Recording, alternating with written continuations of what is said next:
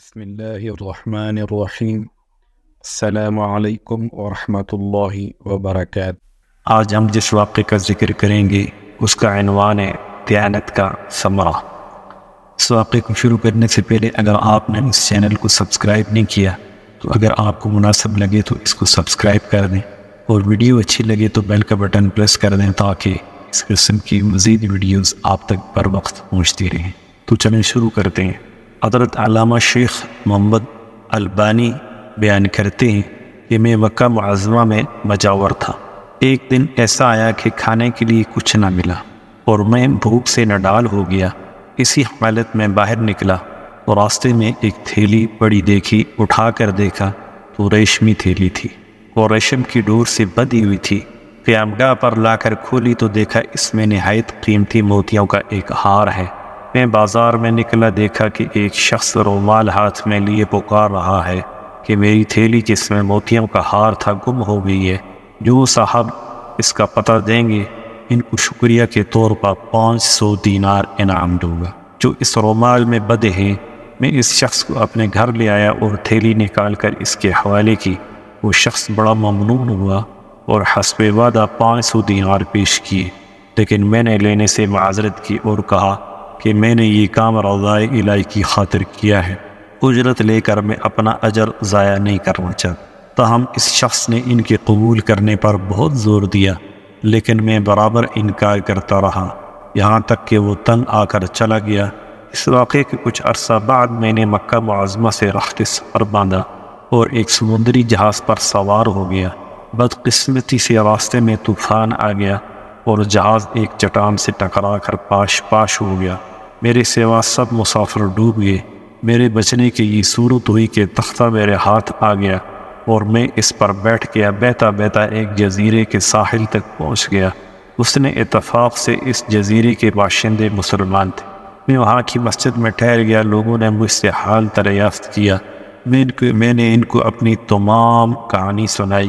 لوگ یہ سن کر بہت متاثر ہوئے اور میرے ساتھ نہایت اچھا سلوک کیا۔ بہت سے لوگ مجھ سے قرآن حکیم کی تعلیم حاصل کرنے لگے اور اپنے بچوں کو بھی قرآن اور دین سیکھنے کے لیے میرے پاس بھیجنے لگے۔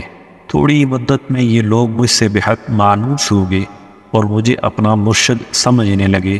وہ مجھے کافی مالی امداد بھی دیتے تھے اور دوسری کوئی خدمت کرنے سے بھی دریغ نہ کرتے تھے۔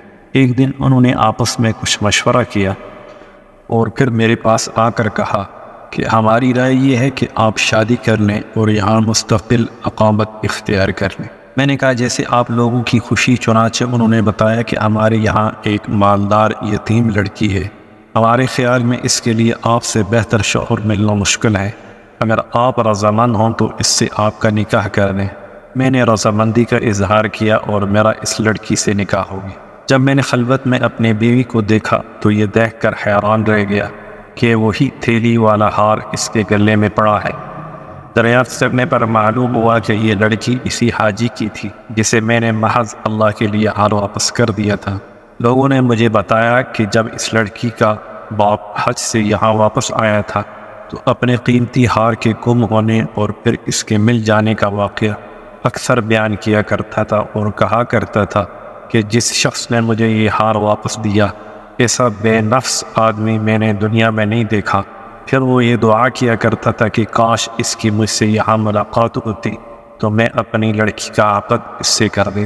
شیخ محمد بن البانی رحمۃ اللہ علیہ فرماتے ہیں اللہ تعالیٰ نے اس مرحوم حاجی کی دعا کو شرف قبولیت بخشا اور اس لڑکی کا میرے ساتھ عقد ہو گیا۔ اس بیوی سے اللہ تعالیٰ نے مجھے اولاد بھی عطا فرمائی اور اپنے والد کی تمام جائیداد کی تنہا وارث تھی۔ چند سال بعد وہ قضاء الہی سے فوت ہو گئی اور اس ہار اور دوسری جائیداد کے وارث میرے بچے ہوئے۔ خدا کی قدرت یہ کہ بچے بھی کچھ عرصے کے بعد انتقال کر گئے اور اس ہار اور جائیداد کا مالک میں بنا۔ اس ہار کو میں نے 1,00,000 دینار میں فروخت کیا۔